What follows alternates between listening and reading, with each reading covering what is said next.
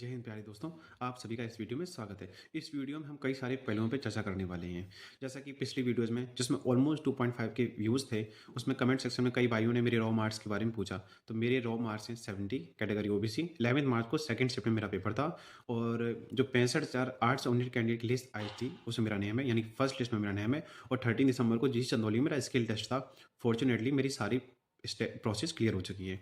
आप सबकी तरह मैं भी फाइनल मेरिट लिस्ट का वेट कर रहा हूँ। ठीक है। और जैसा कि मैंने आपको बताया कि पिछली वीडियोज़ में ऑलमोस्ट 2.5 के व्यूज़ थे, तो कई सारे भाइयों ने मेरे चैनल को सब्सक्राइब किया, तो उनको बहुत तहे दिल से धन्यवाद। और उन सभी से मैं ये रिक्वेस्ट करना चाहूँगा, क्योंकि देखो आफ्टर ऑल जिन्होंने प्रोसेस क्लियर कर ली है वही सारे व्यूवर्स थे और मुझे लगता है कि एक अच्छा खासा आइड लग सकता है। मैं उन सभी को रिक्वेस्ट करता हूँ कि प्लीज़ कमेंट सेक्शन में आप ये पोस्ट करें कि आपके रॉ मार्क्स कितने थे, कैटेगरी कौन सी थी और किस डेट को आपका एग्ज़ाम था, शिफ्ट कौन सी थी। साथ ही साथ ये मस्ट है, ये आप ज़रूर करें कि आपके रैंक आईक्यू में कितने मार्क्स इंक्रीमेंट हो रहे हैं। ठीक है। इससे मुझे थोड़ा कहीं ना कहीं आइडिया लग जाएगा। जैसा कि मैंने आपको बताया कि रॉ मार्क्स मेरे 70 थे और मेरी रैंक थी 52,677। तो इसे देख के मुझे लगता है कि यार कहीं ना कहीं ये चिंता का विषय है, क्योंकि रैंक कम है। तो जो भाई कमेंट सेक्शन में ये करते हैं कि मेरे 51 यूआर है और मैं फर्स्ट लिस्ट से हूँ, क्या मेरा सिलेक्शन होगा कि नहीं होगा, तो मैं उन सबको ये एश्योर करना चाहूँगा कि देखो आपको नॉर्मलाइजेशन का एडवांटेज जरूर मिला होगा। तो आप बिल्कुल भी अपना धैर्य न खोएं और हम लोग से जितना बेस्ट देना था रिटन में, स्किल टेस्ट में, वो हम सब दे दिए हैं। अब हम हमारा इतना ही काम है कि हम फाइनल मेरिट लिस्ट का वेट करें।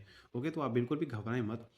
ठीक है। और जैसा कि मैंने आपको बताया कि ये रैंक आईक्यू में कितने मार्क इंक्रीमेंट हो रहे हैं एग्जाम डेट और शिफ्ट वाइज, तो प्लीज़ आप उसको ज़रूर पोस्ट करें। अब हम बात कर लेते हैं कि जब क्या वो 65,819 कैंडिडेट की जो लिस्ट आई थी, क्या वो रैंक बेस्ड थी। तो इस पे मैं 100% एश्योरिटी नहीं कह सकता हूँ, क्योंकि देखो हमने भी टेलीग्राम ग्रुप जिस माध्यम से मैं जुड़ा हूँ और जिन भाइयों ने कमेंट सेक्शन में पोस्ट कर रहे हैं, तो सबके पॉइंट ऑफ व्यू बहुत डिफरेंट थे। किसी ने कहा कि भाई ये जो लिस्ट है ये स्टेट वाइज है, किसी ने कहा ये जिस ऑर्डर में हम लोग का रिटन एग्जाम हुआ था उस ऑर्डर में बच्चों को शॉर्ट लिस्ट किया गया है। ठीक है। और किसी ने कहा कि ये जिस रिस्पेक्टिव सेंटर में हमारा स्किल टेस्ट होना था उस ऑर्डर में कैंडिडेट्स को शॉर्ट लिस्ट किया हुआ है डिपेंडिंग ऑन लोकेशन। तो सबके पॉइंट ऑफ व्यू वेरी कर रहे हैं और मैं नहीं कहूँगा कि ये बिल्कुल 100% ये रैंक बेस्ड है, पर अगर आप स्ट्रक्चर देखोगे तो मुझे लगता है कि हाँ कहीं ना कहीं ये रैंक बेस्ड हो सकती है। तो उस बेसिस पे मैं कहूँगा कि मुझे नॉर्मलाइजेशन का एडवांटेज कम लगा होगा, जैसा कि मैं अपने रोमांस को देखता हूँ। ठीक है। क्योंकि देखो आपने किसी से अगर पूछा होगा कि आपके रोमांस कितने हैं, तो जनरली जिन्होंने प्रोसेस क्लियर कर लिया उनके 61 से 70 के बीच में ही लाइक कर रहे हैं। हार्डली मुझे कोई ऐसा कैंडिडेट्स मिला हुआ है जिसने भले ही पास ना करी उसके 75 प्लस मार्क्स हैं, क्योंकि सीआरपीएफ एग्जाम हुआ था वो अच्छा खासा लेवल था, मॉडरेट प्लस लेवल था। तो ठीक ठाक एग्जाम हुआ था और तो साथ ही साथ टाइपिंग भी टफ, फिर मेडिकली भी इतना टफ हुआ। तो ये कह देना कि ये जो मार्क्स हैं कि इतनी कट ऑफ जैसे 80 प्लस जाएगी, तो ऐसा मुश्किल है। हाँ नॉर्मलाइजेशन के बेसिस पर हो सकता है ऐसा, बट अभी कहना कि इतनी कट ऑफ जाएगी ये बहुत मुश्किल है। ठीक है। और दूसरी ये बात करते हैं कि कट ऑफ क्या जाएगी। जो कट ऑफ से पहले हमें कुछ बात करना चाहूँगा कि जैसे कि एग्ज़ाम ये स्किल टेस्ट होने से पहले हम लोग ये ट्रेंड सुन रहे थे यूट्यूब से कि जिसने भी सीआरपीएफ एससीएम की टाइपिंग क्लियर कर ली, समझो 99.99% उसने ये जॉब क्लियर कर ली। ठीक है। फिर ये सिनारियो थोड़ा चेंज होता है जब हम लोगों ने टाइपिंग क्लियर कर ली, फिर सोचते हैं मेडिकली फिट हो जाए, मेडिकली भी फिट हो गई। अब थोड़ा बहुत नर्वसनेस सबको रह ही रही होगी, क्योंकि आपने देखा होगा कुछ यूट्यूबर्स ने ये सर्वे करा है, कुछ डेटा जो उनको रिसीव हुआ उनके बेसिस उन्होंने ये देखा कि सीआरपीएफ को 1500 मेडिकली फिट कैंडिडेट्स ऑलमोस्ट मिल चुके हैं, combining first list and second list.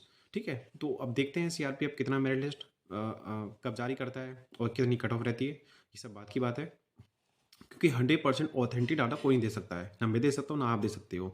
और सीआरपीएफ जो कि पैरामिलिट्री फोर्सेज है और ये आरटीआई के एक्सेप्शन कैटेगरी में आती है, तो आप आरटीआई भी अप्लाई नहीं कर सकते हो, क्योंकि वो आरटीआई का कभी रिप्लाई नहीं देंगे। ठीक है। तो अभी 100% एश्योरिटी के साथ कहना है कि इतनी कट ऑफ जाएगी ये कोई नहीं कह सकता है, बट हाँ एक आइडिया सबको लग सकता है। जैसे कि मैंने भी एक बार टाइपिंग टेस्ट के बेसिस पे एक वीडियो बनाई थी कि कितने बच्चे पास हुए थे, मैंने अच्छे से एनालिसिस किया था और कई सारे भाइयों ने किया, तो ऑलमोस्ट जो फिगर है वो उसी के अराउंड था।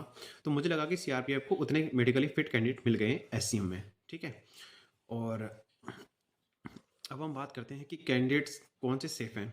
फर्स्ट लिस्ट से जो ओबीसी ईडब्ल्यूएस एससी एसटी के जो कैंडिडेट्स हैं वो बिल्कुल सेफ हैं। यूआर कैटेगरी के जिनके मार्क्स 61 से 70 बीच में बिल्कुल सेफ समझें, और जिनके मार्क्स कम है मैं उनको ये नहीं कहूँगा कि उनको डरने की जरूरत है, मैं उनसे यही कहूँगा कि उनके मार्क्स भी कहीं ना कहीं नॉर्मलाइजेशन में बढ़े ही होंगे, तो आप धैर्य रखें। ठीक, घबराएं मत, वो भी बिल्कुल ही सेफ हैं। अच्छा, सेकंड लिस्ट में किनको फायदा मिलेगा? सेकंड लिस्ट में एससी एसटी तो बिल्कुल भी काम है, उनका सिलेक्शन तो श्योर है ही। ठीक है। क्योंकि मैं आपको पहले भी बता चुका हूँ पिछली वीडियोज में कि एससी एसटी की ही सीट खाली छूटती है, ना ओबीसी की छोड़ती है, ना जनरल की छोड़ती है, ना ईडब्ल्यूएस की। क्यों नहीं छोड़ती है? क्योंकि अगर किसी के एससी एसटी या ओबीसी के अच्छे मार्क्स हैं, वो सुपरसीड करेंगे जनरल की सीट पे, ठीक है। तो जो इनकी सीट्स खाली छूट जाती है एससी एसटी की, ठीक है। तो मुझे लगता है कि सेकंड लिस्ट के आ जाने से वो सीट भी अब खाली नहीं छूटेगी, ठीक है। और कमेंट सेक्शन में देख रहा था कुछ भाई ये पोस्ट कर रहे थे कि भाई मेरी पढ़ाई नहीं चल रही है, मैं इतना क्यूरियसिटी मेरी बनी रहती है कि मैं बार बार यूट्यूब पर आता हूँ, देखता हूँ, वीडियो देखता रहता हूँ कि मेरी कट ऑफ कितनी जाएगी। तो मैं उनसे ये कहूँगा कि प्लीज़ आप ये सब इतना मत करें, ठीक है, क्योंकि हम सबसे बेस्ट जो देना था वो हमने दे दिया। अब सीआरपीएफ के ऊपर है कि वो क्या करेगा, ठीक है। और अपने से क्या है कि अपने को स्टडी डिसकंटिन्यू नहीं करनी है, क्योंकि कई सारे अपकमिंग एग्जाम्स हैं जिनकी हाइट 168 प्लस है। प्लीज़ यूपी पुलिस की अच्छी खासी वैकेंसी है, उसमें आप लग जाइए। और जिसका सीआईएसएफ का स्किल टेस्ट होना है, प्लीज़ आप स्किल टेस्ट अच्छे से उसकी तैयारी करें। मैंने इस पर वीडियो बनाई है कि कैसे आप कीबोर्ड को हल्के में बदलें, क्यों ये ज़रूरी है कि आपको मल्टीपल कीबोर्ड पे प्रैक्टिस करना ज़रूरी है, ठीक है। तो इस पर मैंने वीडियो बनाई है, प्लीज़ आप उसको जाके एक बार देखें, जिन किसी का भी सीआईएसएफ एससीएम का स्किल टेस्ट होना है, ठीक है। और आज की वीडियो में इतना ही। जय हिंद।